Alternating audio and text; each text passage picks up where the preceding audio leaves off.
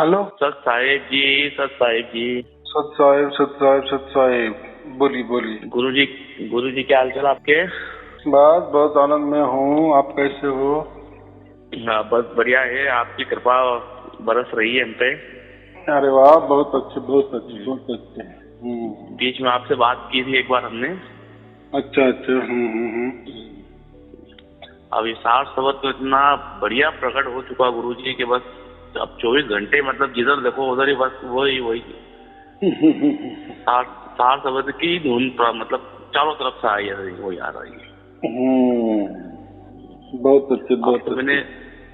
अब तो मैंने जो कुछ भी है वो परमात्मा पे छोड़ दिया। जो भी काम हो, अच्छा हो बुरा हो, मुझे मालिक अब जो भी हो आप ही देखो बस, मुझे और कुछ नहीं देखना। और उनके ऊपर छोड़ने के बाद मेरे सारे काम सफल हो रहे हैं। इसको समर्पण कहते हैं। हाँ, जो एक डर सा कुछ लगता है ना, कुछ होता है तो बस उस मालिक को ही याद चलेगा कि मालिक आपको ही देखना, तो काम ही ऑटोमेटिक मतलब बिगड़ता हुआ काम सुधर जाता है। यही होना चाहिए। उस परम पिता परमात्मा की तो एक ही कृपा रही है गुरु जी आपके साथ शब्द धुन की वजह से कि बस कुछ भी हो। पर गुरु जी एक मैं थोड़ा ये कहना चाहता था, जब से मतलब ये मुझे 60 की जो धुन प्राप्त हुई है उसके बाद से मेरा पूजा पाठ में मन बिल्कुल ही हट गया गुरु जी। तो इससे कुछ वादा, कुछ परेशानी तो नहीं? ऐसा कुछ नहीं होता, उल्टी बात अच्छी है। देखो ये जो विषय है ना, ये 4 शब्द वाला विषय या परमात्मा विषय, ये सब संसार के बाद वाला विषय होता है। जैसे कहते हैं ना कि उसके लिए थोड़ा बुजुर्ग होना ही अच्छा है। जैसे 40 उम्र के बाद में जैसे सब अपना सेटल हो जाता है, फिर अभी तो संसार तो पूरा हो गया। संसार में जो कोई हमारी, देखो संसार की तो इच्छा तो कभी पूरी नहीं होगी। आपने लाखों भी ना तो भी आपकी इच्छा कभी पूरी नहीं। देखो ये जो संसार है ना, संसार माने बदलने वाला, तो इच्छा भी बदली हुई होती है। आपको एक बंगला मिला तो कुछ दिन के बाद आपको ऐसा लगेगा मुझे 2 बंगले चाहिए, 2 हो गए कि 4 चाहिए, बराबर। वो इच्छा कभी पूरी नहीं होगी, पूरी नहीं होगी। ऐसा ही पैसे का भी है। पैसा का हमको लगता है कि जब तक पैसा नहीं था तब का हमको लगता था सर मुझे कोई 1 करोड़ मिल जाए ना बस, और फिर मैं आराम के साथ जीऊंगा कि कोई लेना देना नहीं किसी। लेकिन ऐसा नहीं होता। 1 करोड़ सेंटर मिल भी हो जाते हैं तो वो और उसके ऊपर वाले को देखता है, दूसरे आदमी को, यार उसके पास तो 2 करोड़ है, मेरे पास 1 करोड़ ही है।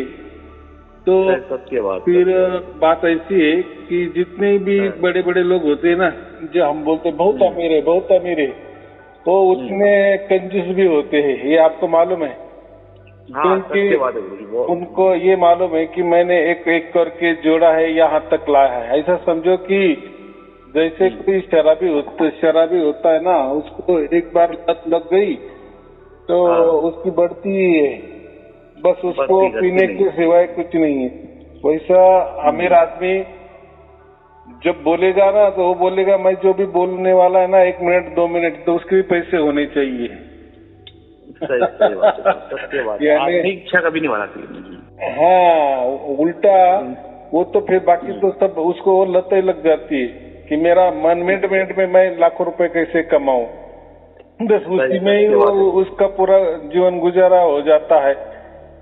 अब देखो ना, आदमी के लिए कितने पैसे की जरूरत होती है? सत्य बात है। इतना थोड़ी पैसा लगता है। हम पैसे के लिए जी रहे हैं कि पैसा हमारे जीवन के लिए है? पैसा जीवन के लिए है, पैसा ही जीवन नहीं है। सत्य बात है गुरु। वो तो आज के युग में इंसान सिर्फ मतलब पैसे से इतना मोहब्बत करने लग गया कि पैसे के अलावा वो अपने घर परिवार रिश्तेदार किसी को नहीं समझता है। ऐसा मेरे साथ भी हो चुका है। क्या हमारे परिवार के लोग हैं मतलब इतने अच्छे, मतलब पहले कुछ भी नहीं था और मालिक ने अब उनका हाथ पकड़ा तो मतलब वो कि अपन को मतलब पहचानते ही नहीं कि अपन कौन है क्या है, मतलब अपने को कच्चा समझते हैं। तो इसमें 2 भाग होते हैं। तो किसको ऐसा लगता है कि कोई अमीर हो गया उसका माने उसको परमात्मा मिल गया, लेकिन ये बात झूठ होती है, उनको कोई परमात्मा नहीं मिला होता, उनको उल्टी माया मिली होती है। हाँ, उनको माया मिली, सही बात है, वो माया मिली होती है। हाँ, वो माया के अधीन हो गए हैं। हाँ गुरुजी, मतलब पहले मैं भी पहले बहुत सोचता था कि मुझे भी माया मिले, पर जब से अपना ये सार शब्द की प्राप्ति हुई है गुरुजी, जब से ये माया का चक्कर ही छूट चुका मेरा। मतलब कि अब ये मान के चलो कि इच्छा ही नहीं कहती है कि मेरे को ये चाहिए, अब मालिक जो करना परम पिता परमात्मा आप ही करो, मेरे को तो इन चीजों से कोई मतलब नहीं है। क्योंकि मेन चीज जो मुझे जानना थी, पहचानना थी, वो चीज मेरे गुरुजी ने मेरे को बता दी। ये सार शब्द की धुन आप सुनो, फिर उसके बाद सुनते सुनते मतलब फिर धीरे धीरे बहुत मैं आपकी वीडियो भी देखता हूँ रोज डेली, सुनता हूँ, समझता हूँ। उसके अंदर मेरे को इतना आनंद आने लग गया है अब कि मुझे अब माया से मतलब ही नहीं। अब सिर्फ यही है कि परम पिता परमात्मा अपने घर कब ले चले मुझे, बाद यहाँ का जब तक का मेरा समय पूरा हो जाए, उसके बाद मालिक की इच्छा कब मुझे ले जाए अपने घर, बस मुझे नहीं आना ये 84 लाख योनियों में, अब सीधा मेरे को अपने घर ही जाना है।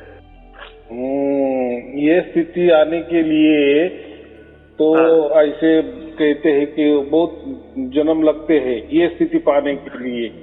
तो हमारा जन्म जो होता है ना, ये वासना के हिसाब से ही होता है। जैसे अभी ये सार शब्द की बात थोड़ी देर के लिए छोड़ दो, आप जैसे हो वैसे हो, जैसे कमाते हो, घर परिवार चला रहे हो, पैसा कमा रहे हो, तो जैसे आप पैसा कमा रहे हो, घर चला रहे हो, संसार में हो, तो वैसे हर दिन आपकी इच्छा बढ़ती जाएगी। फिर वो इच्छा में कभी न कभी तो मरना ही है। ऐसा कोई आदमी नहीं कि उसको पूरी इच्छा पूरी हो गए और वो कहेगा कि बस अभी मर गया तो भी कोई वादा नहीं, लेकिन ऐसा होता ही नहीं है। बराबर की बात है, क्योंकि ये माया का खेल है। ऐसा है, माया माने यही धन दौलत स्त्री, इसमें सब कुछ आ गया है। जो माया माने जो आकर्षित करता है, सत्य बात है। के लिए पुरुष के लिए स्त्री, और पैसा तो ये तो दोनों के लिए भी चाहिए, स्त्री को भी पैसा पैसा चाहिए। तो मनुष्य और ये जो धन, उसको हम स्टेट प्रॉपर्टी कहते हैं, पूरा की पूरा माया के जाल है। तो ये ऐसा क्यों हम सब उसके पीछे क्यों पड़ते हैं? तो सीधा हिसाब है ना, ये जो माया है ना, यही प्रकृति है ना, बराबर। तो ये प्रकृति में लोग खेले, प्रकृति में ही रहे, प्रकृति में ही जो भी तुमको अवार्ड जीतना है, जो भी आपको विजय हासिल करना है, तो आपको आपका ध्येय उद्दिष्ट महत्वाकांक्षा आशा जो भी प्राप्त करनी है, तो इसी में ही होती है ना, मान बढ़ाई प्रतिष्ठा, ये इसी में। तो माया क्या करती है, उसको यही करती है, भाई पैसा महत्वपूर्ण है। हाँ, इंसान को उलझा के रखती है कि बस मुझ में उलझा रहे हो, बाकी इधर परमात्मा की तरफ ध्यान ना जाए। हाँ, तो देखो एक प्रकृति होती है, उसको माया कहते हैं, और प्रकृति माने बदलाव। तो हर इंसान को बदलाव ही चाहिए ना। बच्चा को लगता है कि मैं कब जवान बन जाऊं, मैं जवान बन गया, मैं कब होशियार बन जाऊं, होशियार बन जाने के मैं मेरी अकल कैसी चलाऊं कि पूरी पृथ्वी काबिज करूं। यानी वही होता है ना, काम क्रोध लोभ मत्सर अहंकार, ये स्थिर रूप फिर ज्यादा हो जाते हैं, फिर उसी में उलझ जाते हैं। फिर एक के बाद दूसरा काम जागे तो क्रोध आ जाता है, क्रोध जागते के बाद लोभ हो जाता है, लोभ के बाद शक्ति हम जो कहते मद ज्यादा आ गया, ज्यादा ताकत आए तो फिर दूसरे का मत्सर भी करने लगता है। फिर ये सब अहंकार आ जाता है उसको, फिर ऐसा लगता है कि मेरे जैसा चालाक कोई नहीं है दुनिया में, बाकी सब मूर्ख आदमी है। तो ये चालाकी जो होती है उसको हम काल की चालाकी कहती है। क्या काल माने क्या मन माने क्या कल्पना, कल्पना माने क्या बदलने वाली। जो विचार भी होते हैं हमारे, वो क्या होते वही होते हैं ना, और जो बदलता है उससे हम ज्यादा आकर्षित हो जाते हैं। बराबर, सत्य बात है। हाँ, तो ये प्रकृति का सब खेला होता है कि लोग प्रकृति में ही रहे बस। हाँ, प्रकृति से बाहर ना निकल पाए, बाहर ना निकल पाए, इन्हें परमात्मा की ओर ना जाए। तो ये जो प्रोग्राम है ना, ये कार्य प्रणाली पहले से ही बनी हुई है। और सबको देखो ना, आज किसी को परमात्मा नहीं चाहिए। अभी ये आप तो लाखों में एक है कि आप बोल रहे हैं कि मुझे सारे शब्द प्राप्त हो गया और मुझे वैराग्य स्थिति आने लगी कि अभी बस। तो ये स्थिति आना कोई मजाक बात नहीं है, बराबर। ये आएगा ही नहीं। कोई गुरु भी बन गया ना तो भी उसकी लालसा और बढ़ जाती है। तो उसकी लालसा बढ़ती क्या है, ज्यादा मैं शिष्य कैसे बनाऊं, 10 शिष्य है उसके सैकड़ों शिष्य कैसे बनाओ, सैकड़ों से मैं लाखों शिष्य कैसे बनाओ, एक आश्रम में 2 आश्रम कैसे हो जाओ, 2 आश्रम में पूरी दुनिया भर मेरे आश्रम। तो वो उसका एक संसार शुरू हो जाता है। दिखने में तो हमको दिखता है यार ये तो ब्रह्मचारी है, ये तो बैरागी है, ये तो साधु है, लेकिन ये जो हमको एक ही संसार मालूम है ना। जैसे हम हमारे स्त्री के साथ जो संसार करते हैं, बाल बच्चों के साथ, परिवार के साथ संसार करते हैं, लेकिन ये साधु का भी एक संसार ही होता है ना। सत्य बात है गुरु। तो उसका संसार माने क्या, शिष्य बढ़ाना, बराबर आश्रम में बढ़ाना। सबसे तो हर चीज बढ़ाने के काम रहता है गुरु। वो बोले कुछ भी हो, बोले मान हो, सम्मान हो या पैसा हो, जो भी चीज, मतलब ये माया का तो एक ही खेल है कि जो इसके अंदर उलझा वो निकल नहीं पाया। तो वो साधु के संसार में फिर हम उसको साधु का संसार कहते हैं ना। देखो अगर आप एक बार साधु बन गए ना, एक बार ब्रह्मचारी बन गए ना, आप नहीं संसार करे ना, तो संसारी लोगों में आना जाना क्यों, आना ही नहीं चाहिए ना।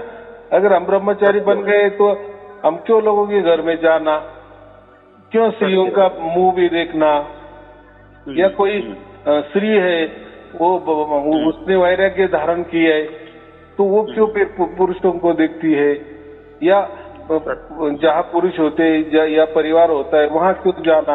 तो ये करना ना, फिर हमें अगर लोगों के बीच में ही जाना है तो क्यों ये ऐसा करना। देखो गुरु नानक देव जी हो गए, कबीर जी हो गए, इन्होंने संसार किए और संसार करते करते इन्होंने परमात्मा की प्राप्ति की है, बराबर। और उनको जैसे हो गए वैसे उन्होंने दूसरों के लिए किया है। उन्होंने कोई उनके आश्रम नहीं बनाए, उन्होंने उनकी कोई गुरु परंपरा नहीं चलाई, बराबर। हाँ, अभी ये तो हमको दिखती है कि कबीर पंथ में बहुत सारे पंथ है, पारक मत वाले है, कोई नाद वाले है, कोई बिंद वाले है। तो ये अलग अलग विचारधारा के पंथ है ना, चल रहे ना। लेकिन तो उन्होंने कबीर जी के ऊपर ही आश्रम बना के मतलब पंथ चालू कर दिए। कबीर जी कहते नहीं है कि मुझे मेरा आश्रम बनाओ कि ये करो, आप तो सिर्फ 7 शब्द धुन की प्राप्ति करो, बस इससे मोक्ष मिलने वाला है। पर इंसान को आज के टाइम में इतना भ्रम में डाल रखा है क्या कि इंसान इन चीजों से छूट ही नहीं पा रहा है, बराबर। कबीर साहब ने यही कहा ना, तेरा साई तुझमें ढूंढ। तो तेरा फिर ऐसा क्यों नहीं कहा कि तेरा गुरु ढूंढ तू और मुझे प्राप्त कर या परमात्मा को प्राप्त कर, ऐसा नहीं कहा। उसने कहा तेरा जो साई है, जो परमात्मा है, वो तेरे अंदर ही है। अभी परमात्मा अभी कैसा है, देखो ये जो है ना, परमात्मा किसको मिलता है, परमात्मा कोई ये शरीर वाली बात नहीं, शरीर को कभी परमात्मा नहीं मिल सकता, परमात्मा कभी मन को नहीं मिल सकता, परमात्मा कभी प्रकृति को नहीं मिल सकता, परमात्मा कभी काल को नहीं मिल सकता, ये अलग ही बात है। और परमात्मा जो मिलता है ना, सिर्फ आत्मा को ही मिलता है। हमारे जो अंदर आत्मा उसको ही परमात्मा मिल सकता है, दूसरा कोई चारा नहीं, बराबर। तो इसीलिए हमारे अंदर आत्मा है, इसीलिए जो भी धर्म ग्रंथ है, धर्म है, पंथ है, जो ये सब महापुरुष हो गए, साधु संत हो गए, उन्होंने अंदर झांकने के लिए कहा। अंदर क्या है, अंदर तो आत्मा है, आत्मा के सिवा तो नहीं है, परमात्मा तो नहीं है। लेकिन ये अगर आत्मा है, ये जगाया ना, तो इसके वास्ते बराबर परमात्मा आता है। बस एक ही उसका बच्चा है जो आत्मा है ना हमारे अंदर, उसकी ताकत है कि अपने बाप को बुलाने की, और बाप भी दौड़े के चला आता है सत्य बात है। खुद आत्मा तो बाप को बुलाएगा तो बाप आएगा सही। हाँ, खुद आत्मा तो कभी परमात्मा के पास तो जा ही नहीं सकता, वो तो जकड़ा हुआ है, काल में बंधा हुआ है, प्रकृति में बंधा हुआ है, इस शरीर के पिंजड़े में बंधा है, तो वो तो नहीं जा सकता। लेकिन उसमें ये ताकत है कि वो पुकारता है ना तो परमात्मा दौड़ के आता है। फिर जब आता है ना तब उनका जो मिलन होता है ना, तो उनका जो समझो एक आवाज होता है, वो धुन होती है, तो हमें समझता है कि अभी परमात्मा इस आत्मा को मिल गया, मेरे आत्मा को परमात्मा मिल गया, अभी मुझे आत्मा का ज्ञान हो गया, अभी सच्चाई में आत्मा को मुझे ज्ञान हो गया। क्या ज्ञान हो गया? आत्मा ज्ञान होगा। लेकिन आत्मा को कौन सा ज्ञान हुआ? आत्मा को ये ज्ञान होगा कि उसको उसका बाप यानी परमात्मा मिल गया, आत्मा और परमात्मा का मिलन हो गया। हो गया। देखो वो कौन जान रहा है? मेरे साथ परमात्मा है या मेरा जुड़ाव परमात्मा से हो गया है, ये जानने वाला कौन है? आत्मा ही जान रहा है ना हमारा। देखो एक परमात्मा है और एक जानने वाला है, तो जानने वाला हम है, हम माने हम आत्मा, मेरी आत्मा ही परमात्मा को जान रही है ना। सत्य बात है गुरु, सत्य बात है। हाँ, कोई लोग बोलते कि नहीं आत्मा ही प्रकट हो गया, आत्मा के सिवा कुछ नहीं है परमात्मा ने। अरे फिर आत्मा तो हमारे अंदर है ही, वो क्यों प्रकट हो जाएगी? और किसके लिए प्रकट हो जाएगी? किसके लिए जगेगी? बराबर की नहीं? आत्मा तो इंसान का जब जन्म होता है गुरुजी, क्या तो जब आत्मा परमात्मा से बात करती है, मतलब मैंने थोड़ा सुना है, मतलब थोड़ा सा मैं इस बारे में बात कर रहा हूँ आपसे कि जब इंसान योनि में जब इंसान आता है, जब माँ के गर्भ में रहता है, जब वो परमात्मा से कहता है कि मेरा मालिक इस नर्क, मतलब एक माँ की योनि भी एक नर्क के बरोबर है, तो वहाँ पे उसको हर मल मूत्र मतलब हर तकलीफों से निकलना पड़ता है, तो वहाँ पे सिर्फ परमात्मा से ही बात करती है आत्मा के, मालिक मुझे बस यहाँ से निकाल दो, उसके बाद मैं सीधा आपको ही भजूंगा और आपको। और जैसे बच्चा वहाँ से निकलता, माँ का प्यार देख के, मोह माया देख के सब कुछ भूल जाता है। पर ये मालिक, ये कृपा आपकी ऐसी रही है कि जो आपने वापिस इस जन्म में हमको ये चीज बता दी कि परमात्मा की चीज, आत्मा की चीज परमात्मा से मिलने की है, वो चीज को बस जानने से बिल्कुल आत्मा बिल्कुल तृप्त हो चुकी है अब मतलब किसी चीज की, क्या गुरु जी, मतलब मोह नाम से किसी चीज की जरूरत नहीं है मुझे। ये तो सब चीज ये रह जाएगी, ये तो चीज कुछ भी साथ जाना नहीं है, ये तो तय है। बात सब चीज ये रह जाएगी कि आपने अभी जो कहा ना कि हम आत्मा माँ के पेट में रहता है, फिर वो तो ये सब कथा कहानी है, ऐसा कुछ नहीं होता। देखो अभी हम तो बाहर से तो बहुत अच्छे दिखते हैं, सुंदर दिखते हैं ना, लेकिन अंदर में क्या है? ये सब मल मूत्र, हाड़ मांस, नस नाड़ी, रक्त, यही है ना। तो फिर हमारे अंदर आत्मा है, तो फिर उसको तो ये सब समझता नहीं क्या? लेकिन ये बोलने की बात है।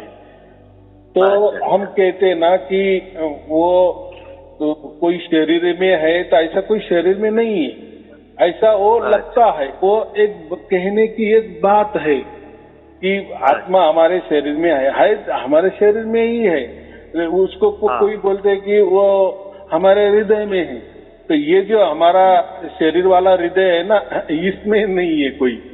अच्छा, इसमें नहीं है। वो हृदय अलग है, वो प्रेम वाला स्वरूप वाला हृदय है, तो वो कोई आकारों में नहीं है। ये जो हृदय हमारा जो है ना बीच में, तो उसमें कोई वो बैठता नहीं। हृदय उसको क्यों बोला है कि देखो हृदय जब हमारा हाड़मास का हृदय जब बंद हो जाता है ना, उसका काम करना बंद हो जाता है, आदमी मर जाता है, मर जाता। तो जिंदा है, तो इसलिए हमको ऐसा लगता है कि उसमें कोई तो भी आत्मा है, कोई तो भी शक्ति है, इसलिए वो चल रहा है हृदय हमारा। तो मरने का तो निशाना तो हृदय जब बंद होता है तब हम कहते हैं ना, डॉक्टर भी कहते कि मर गया। बाकी कैसे भी हो, लेकिन कितना ही बड़ा एक्सीडेंट भी हो जाए, लेकिन जब तक उसका हृदय चालू रहता है तब तक डॉक्टर भी कहते हैं ना कि ये जिंदा है। लेकिन जैसा हृदय बंद हो जाए, तो ऐसा एक कथा कहानी बना ली है कि हृदय में परमात्मा रहता है या आत्मा रहती है, लेकिन ऐसा कोई उसका वो हृदय नहीं है। वो एक नाम दे दिए है, नाम दे दिए है कि हृदय में आत्मा रहती है, तो ये अभी शरीर के अंदर कहाँ रहती है, तो ये लोग क्या करते हैं, उसकी खोजबीन करने लगते हैं।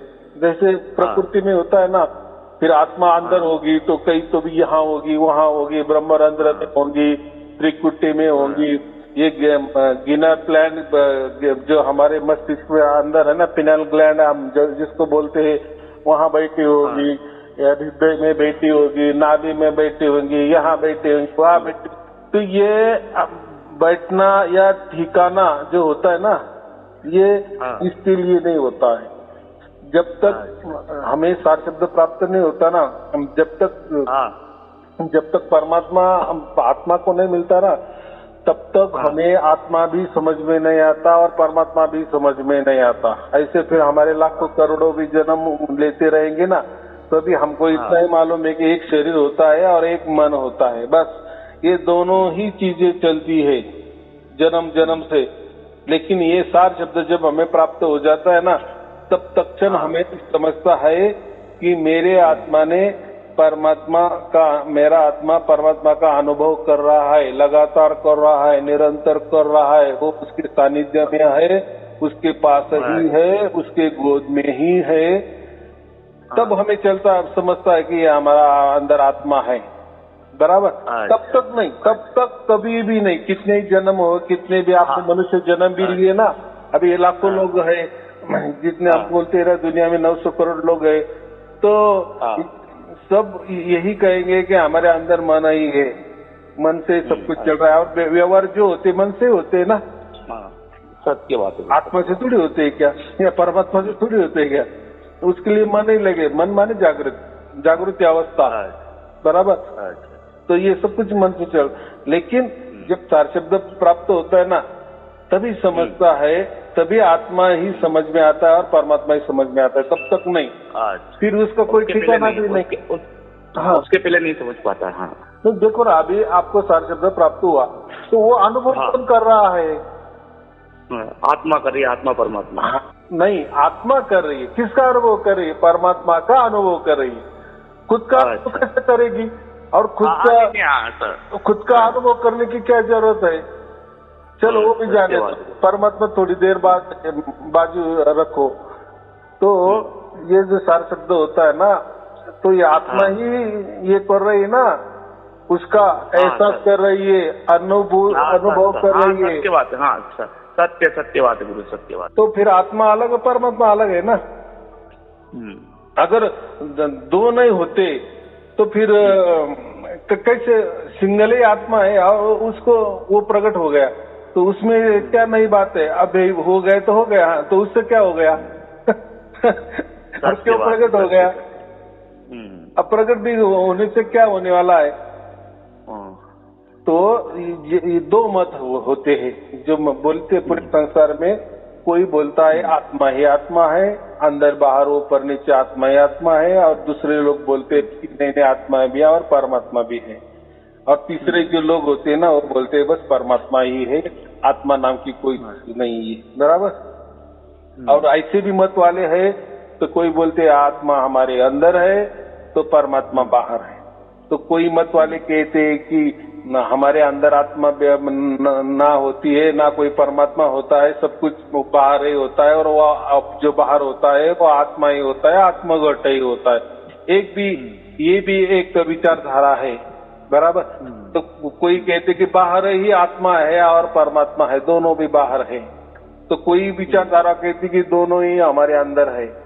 लेकिन ये मामला जो है ना, आत्मा परमात्मा वाला, ये अंदर और बाहर वाला नहीं है, बराबर। ये ऐसा लगता है क्योंकि ये प्रकृति बुद्धि है ना, इसको इतना ही मालूम है कि अंदर बोलो बाहर बोलो, बराबर। इतना फीट दूर समझो, यानी लंबाई दूरी जो है ना, नाप तोल, अंदर बाहर ऊपर नीचे यहाँ वहाँ, ये सब प्राकृतिक बुद्धि होती है। और ये जो आत्मा परमात्मा की बातें है ना, ये सब प्रकृति बुद्धि के परे है, इसलिए नहीं समझते। लेकिन सब लोग प्रकृति बुद्धि का ही वापर करके वो समझने की कोशिश करते हैं, बताने की कोशिश करते हैं। लेकिन हालांकि अगर हमारी बुद्धि जो है वो प्राकृतिक है ना, तो वो अप्राकृतिक जो आत्मा परमात्मा कैसे समझ सकेगी? नहीं समझ सकेगी ना। इसके पहले किसको समझ में आया कि हमारे अंदर आत्मा है? नहीं समझ में आया ना। लेकिन जब परमात्मा उसको मिलता है तभी हमको समझता है कि हाँ हमारे अंदर आत्मा भी था। तो और फिर परमात्मा ये क्या बात है? तो वो परमात्मा को जान रहा है ना। जो भी आपके अंदर अभी जो धुन बज रही है वो कौन उसका एहसास कर रहा है? अभी वो धुन नहीं है, वो उसको हम धुन कहते हैं। एक तो ऐसा लगता है, कुछ तो भी थोड़ा सा आवाज जैसा है ऐसा लगता है, लेकिन वो सूक्ष्मतम आवाज नहीं है, वो धुन भी नहीं है। लेकिन अभी बुद्धि से समझने के लिए तो बताना पड़ता है ना, एक धुन जैसा कुछ तो भी है। तो ये कौन फिर अनुभव कर रहा है? हमारा आत्मा अनुभव कर रहा है ना। हाँ, अपनी आत्मा कर रहा, सत्य बात है। तो एक आत्मा है और एक परमात्मा है, यानी एक दृष्टा है और एक दृश्य है। हम जो कहते हैं ना, इन्हें दोनों आ गया ना इसमें। तो ऐसा ही ये जो अनुभव करने वाला आत्मा ही है, बराबर। आत्मा अगर ना हमारे अंदर नहीं होता तो फिर वो कैसे समझ में आता? फिर आप कैसे बोल रहे हैं कि हाँ मुझे अभी धुन चालू हो गई? अभी ये चालू हो गई, ये किसको समझ में आया? मन को थोड़ी समझ में आया, शरीर को थोड़ी समझ में आया। हाँ, आपका आत्मा अनुभव कर रहा है ना। किस चीज का अनुभव कर रहा है? परमात्मा का अनुभव कर रहा है। उसको हम शब्द कहते हैं। सार माने क्या? सार शब्द हम किसको कहते हैं? सार माने सत्य। और वो जो शब्द है ना, देखो शब्द तो बहुत सारे होते हैं। एक अक्षर होता है और एक शब्द होता है। दो अक्षर से शब्द बन जाता है, बराबर। एक अक्षर से अनेक जब अक्षर एकत्रित हो जाते हैं तो शब्द तैयार हो जाता है ना। सत्य बात, बराबर कि नहीं? तो ये अक्षर, और कहते हैं ना कि दो अक्षर है, और फिर जहां भी दो अक्षर की बात हो गई ना तो वो शब्द ही बनता है। तो उसको अक्षर कह भी नहीं सकते। कोई बोलते हैं ना कि दो अक्षर है तो उसको जानना है, एक छुड़ाना है और एक पहचानना है, तो ये गलत बात है। जहां भी दो अक्षर होते हैं ना तो वहाँ शब्द ही बनता है, बराबर।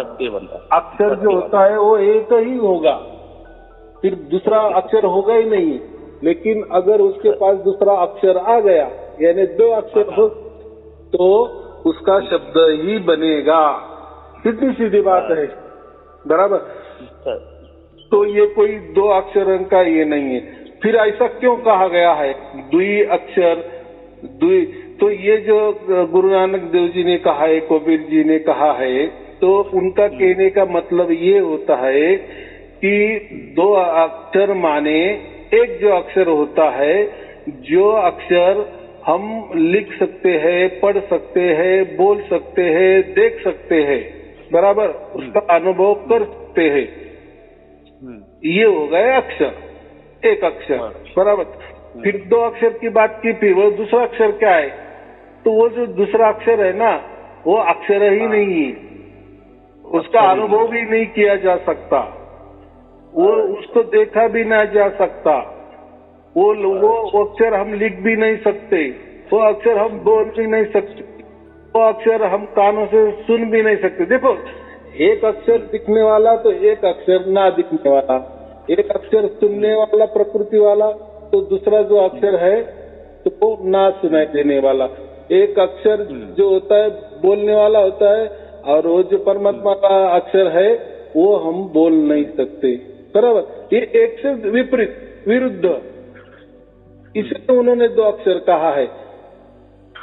लेकिन लोगों ने उसको क्या कर दिए कि दो अक्षर है, एक पकड़ना है, एक छोड़ना है। ये छोड़ने की और धरने की कोई बात ही नहीं है, बराबर। हाँ, तो ये दो अक्षर जो कहे है ना कबीर साहब ने, गुरु नानक देव जी ने, तो ये कहे है। तो एक का ही झरस्ता पे अलग है, लेकिन एक दिन है तो एक रात है, बराबर। हाँ, एक दिन, एक अक्षर बोलने में आता है, बोल सकते हैं, तो एक अक्षर बोला नहीं जाता, बराबर। एक अक्षर सुन सकते हैं, जैसे मैं अक्षर बोल रहा हूँ, आप सुन रहे हो ना, वैसा कोई भी अक्षर का हम तो बोल दिए, एक अक्षर ही हो गया ना, लेकिन आपने वो सुन लिए ना, और मैं वो तो बोला भी, लेकिन अभी मैं मौन हो गया, तो आपको कोई सुनाई दे रहा है? नहीं सुनाई दे।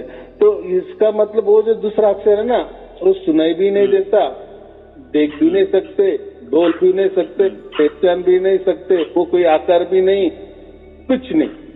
यानी एक का विरुद्ध एक में सब आ गया, देखना, लिखना, पढ़ना, उसका आकार है, सब कुछ है, और एक दूसरे का कुछ नहीं है, इसलिए वो दो अक्षर है। तो हमें ये जो प्रकृति वाला जो अक्षर है ना, जो लिखने बोलने वाला है, तो उसमें परमात्मा नहीं मिलता ऐसा कहना है। तो परमात्मा किसी में है तो वो अक्षर में है। तो जो दूसरा अक्षर जो कहते हैं ना कि वो है, लेकिन फिर वो अक्षर कैसा है, तो वो बोलचाल में नहीं आ सकता, बराबर, इसलिए वो अक्षर है। तो उसका आकार भी नहीं है, वो देख भी नहीं सकते, वो सुन भी नहीं सकते, लेकिन वो अक्षर है ही, अक्षर ही है। तो इसीलिए वो एक ओंकार जो कहा है ना गुरु नानक देव जी ने, बस एक ही है वो तो वो अक्षर की बात है, दूसरा कोई नहीं, सत्य बात है। तो बात ऐसी है। ऐसे ही कबीर पंथ में बहुत सारे पंथ हो गए, जैसे नाद पंथ, नाद भी प्रकार है, उसमें बिंद भी प्रकार है। बिंद माने जो गुरु होता है ना, उसका ही बच्चा आगे जाके गुरु बनता है। एक पंथ है ना इसमें, बिंद पंथ बोलते हैं हम। तो बिंद में ऐसा होता है, जो गुरु होता है ना, उसका लड़का जो बनेगा ना, वही वो आगे वाली उसकी कुर्सी पकड़ेगा, गद्दी पे बैठेगा, तो वो बिंद वाले हो गए। और ये जो नाद वाले होते हैं ना, तो नाद वाले जो ज्यादा बुद्धिशाली होते हैं, यानी ज्ञानवान होते हैं, वही वो उनकी गुरु गद्दी चलाते हैं। यानी जो ज्यादा ज्ञान वाला है ना, वो गद्दी पे बैठता है। फिर वो अगले का अगर उसको चुनाव करना है कि उसकी गद्दी छोड़नी है, तब जो दूसरा ज्ञानवान है ना, यानी ज्ञानवान वालों को ही वो उसकी गद्दी देता है। ये हो गया नाद वाले, बराबर। लेकिन कबीर साहब ने कहा है ना कि नाद और बिंद ये जब दोनों मिलेंगे ना, तभी उसमें सार शब्द होगा, नहीं तो ये अगर दोनों भी अपनी अपनी चालाकी करते रहेंगे तो दोनों को भी नहीं मिलेगा, बराबर। तो कोई लोग बोलते हैं कि आप तो कबीर जी की बात करते हो तो आपका ही कोई पंथ होगा। मैं बोलता मेरा नहीं कोई नाद पंथ है, ना कोई बिंद वाला पंथ है, बराबर। ये मैं जो भी बातें करता है, नाद और बिंद के परे वाली बात करता हूँ। एक पारक सिद्धांत भी है, हाँ, एक पारक वाले परमात्मा की बात करते हैं। हाँ, एक पारक की भी, पारक पंथ भी है कबीर साहब के पंथ में। ऐसे बहुत सारे पंथ है कबीर। तो इसमें मेरा कोई रोल नहीं है, बराबर। मैं डायरेक्ट ये पंथ की बात ही नहीं करते। पंथ और धर्म किसको कहते हैं मालूम है ना? पंथ इसको कहते हैं कि जिसका कोई कर्ता धर्ता होता है, यानी कोई महापुरुष होता है, कोई संत होता है, और वो उसकी शुरुआत करता है। तो जो शुरुआत करने वाला जो महापुरुष होता है ना, मुख्य पुरुष होता है ना, उससे फिर वो पंथ चलता है, उसको पंथ कहा जाता है। और जो धर्म होता है ना, धर्म का कोई महापुरुष नहीं होता, धर्म का कोई महापुरुष नहीं होता, यानी वो सनातन ही होता है। तो इसीलिए ये जो बाकी हम धर्म कहते हैं ना, तो ये धर्म नहीं है। एक हिंदू धर्म छोड़ के बाकी जितने भी धर्म है ना, वो सब पंथ ही है, कोई धर्म नहीं है। लेकिन अभी क्या है, बोलने में सब बोल देते हैं कि है सब धर्म ही है, लेकिन ऐसा नहीं होता। धर्म की व्याख्या अलग होती है। धर्म का यानी जो धर्म का संस्थापक होता है, तो उसका कोई धर्म नहीं होता, उसका पंथ ही होता है। जिसका संस्थापक होता है वो पंथ ही होता है, वो ना कि धर्म होता है। और जो धर्म होता है ना, उसका कोई संस्थापक ही नहीं होता।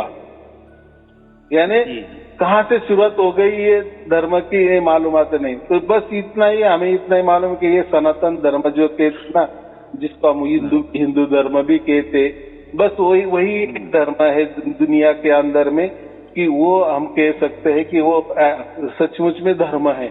और बाकी जो भी है सबके संस्थापक है, यानी शुरुआत किसी ने तो कहीं से तो भी की है, बराबर, इसलिए वो हो गए पंथ, बराबर।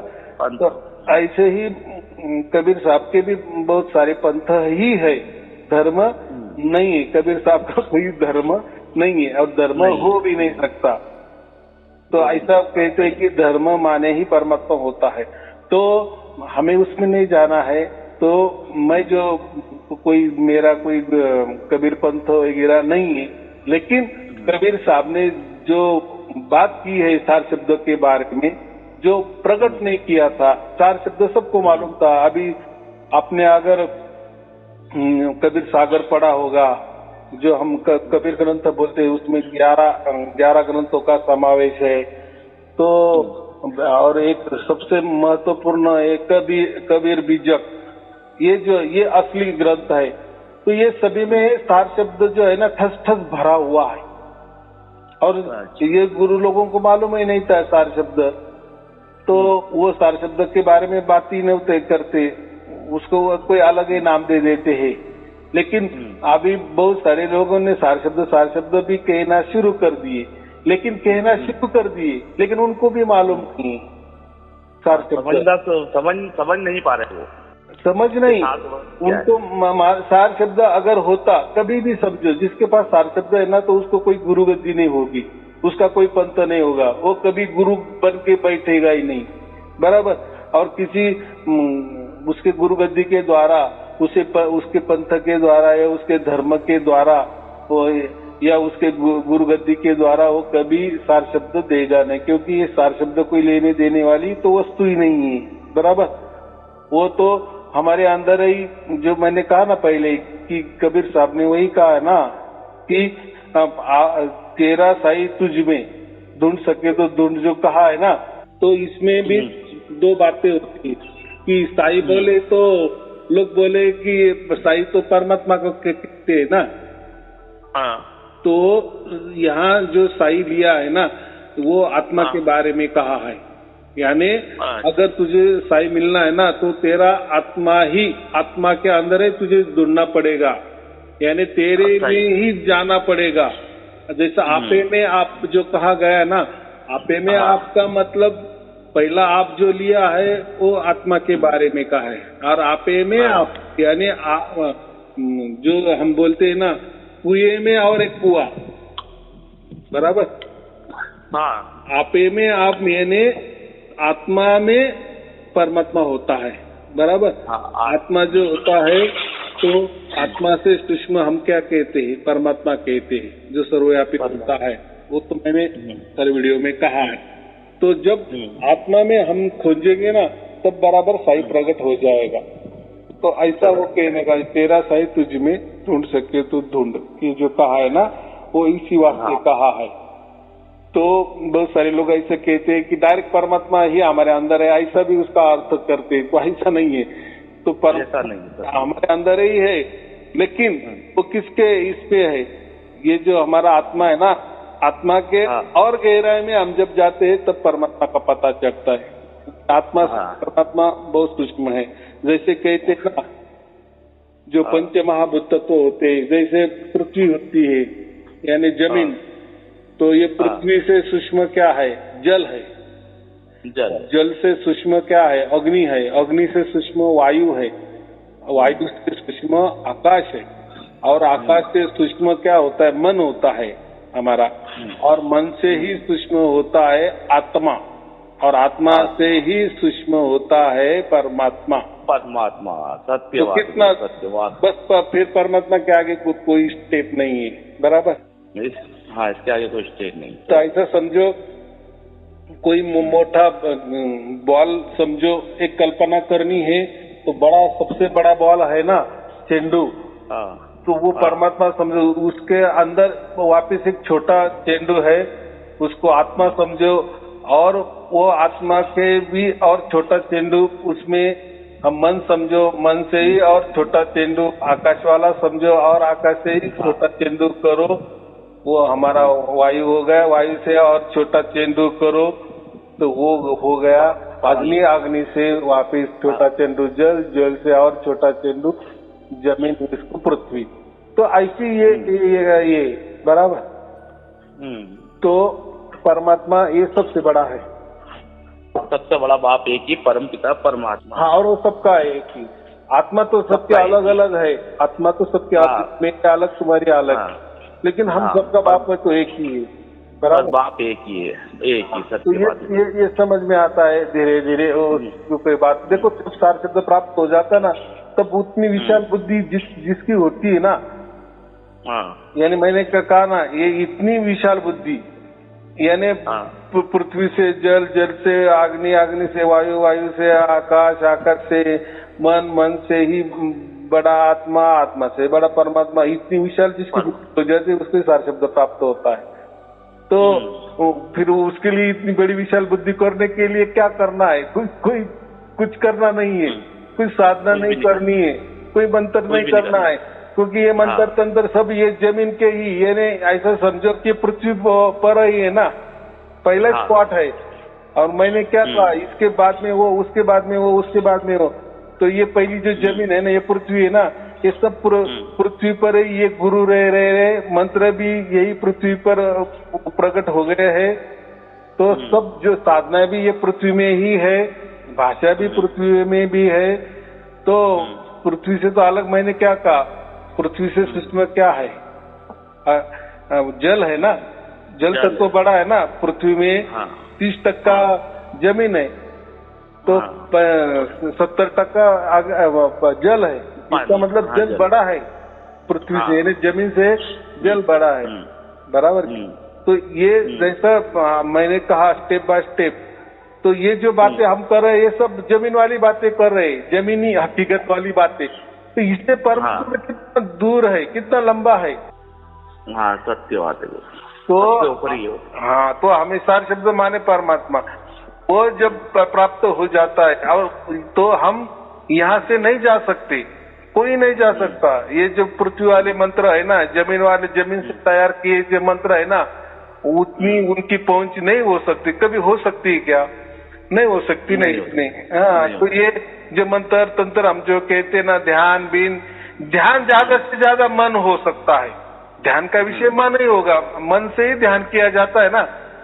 तो कुछ लोग बोले नहीं, बहुत सारे गुरु लोग यही करते कि नहीं, ध्यान करना ही चाहिए, ध्यान नहीं करेगा तो परमात्मा कैसा मिलेगा? भाई, ध्यान जो होता है ना, वो सिर्फ मन का होता है, बराबर। मन से ही ध्यान किया जाता है, और मन से कभी भी परमात्मा नहीं मिल सकता, नहीं आत्मा भी मिल सकता है, बराबर। देखो, हमारे तो अंदर आत्मा भी है और मन भी है, तो कभी मन ने आत्मा को, आपका आत्मा कभी प्रकट हो गया आज तक? हाँ सत्य बात। वो कब प्रकट हुआ? जब उसको सार शब्द मिल गया, यानी उसका बाप परमात्मा मिल गया, तब वो आपको आत्मा समझ में आ गई। नहीं तो इसके पहले किसी को मालूम नहीं है। अगर आपने तो आप सार शब्द प्राप्त होगा, आप ऐसी बातें दूसरे को करो तो बोले क्या बात करते हो, ऐसा कैसे होता रहता, तुम्हारा कोई वहम हो गया होगा, ऐसा वो कहेगा ना। हाँ, सत्य बात है। लेकिन कब तक ये कहेगा? जब उसको प्राप्त हो जाएगा ना, फिर वो बोलेगा ये कोई वहम नहीं है, ये अलग है ये। हाँ, ये चीज अलग ही है। हाँ, तब तक नहीं, तब तक वो बाहर से दिमाग नहीं लगाएगा ना। अरे ये इनका कोई वहम होगा, अरे इनका कोई भूत लगा गया होगा, अरे ये कोई केमिकल लोचा होगा, ये कोई बीमार होए होंगे, इनका मन का संतुलन बिगड़, ये ऐसे। क्योंकि उसका मन, आप देखो, मन तो प्रकृति है ना, वो मन तो इतना परमात्मा तक तो जा ही नहीं सकता ना। तो यही प्राकृतिक बातें उसको जो मालूम है वही वो बड़बड़ करेगा, तो सब बकवास है। तो उसके सर्टिफिकेट की कोई जरूरत नहीं ना, क्योंकि उसके हमको मालूम है ना।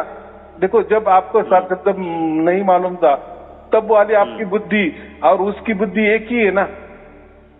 लेकिन अभी आपकी बुद्धि तो अभी बंद हो गई, मौन हो गई, अभी ये आपकी बुद्धि के परे वाला विषय हो गया है, बराबर। की बुद्धि का परे वाला विषय माने क्यों कहते हैं हम?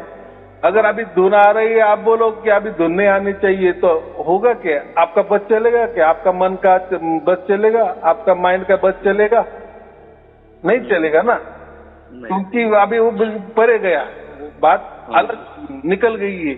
और ये जीते जी हमारा जुड़ा हो गया है, यानी जीते जी हमारा आत्मा प्रकट हो गया है, माने उसने परमात्मा को पकड़ लिया है और ये जीते जी हो गया है। बस अभी ये शरीर ऐसा ही ढलने की देरी, वैसे की वैसे तो आगे निरंतर ऐसे के ऐसा ही रहेगा। इसी आनंद में हम डूबते रहेंगे। ये इसको ही हम परम आनंद कहते हैं। यही सचखंड होता है, यही सतलोक होता है, बाकी दूसरा कुछ नहीं होता। हाँ, बस यही आपसे गुरु जी जानना था। बस मैंने कहा बस परमात्मा की आपकी कृपा अच्छी रही मुझ पे कि बस सारस्वत की धुन की प्राप्ति हो गई। 2020 से मुझे ये चीज प्रकट हुई। हाँ। और आपका बहुत बहुत धन्यवाद, शुक्रिया कि आपकी वजह से हमारा जीवन सफल हो गया। जो मेन चीज जानना थी वो जान गए।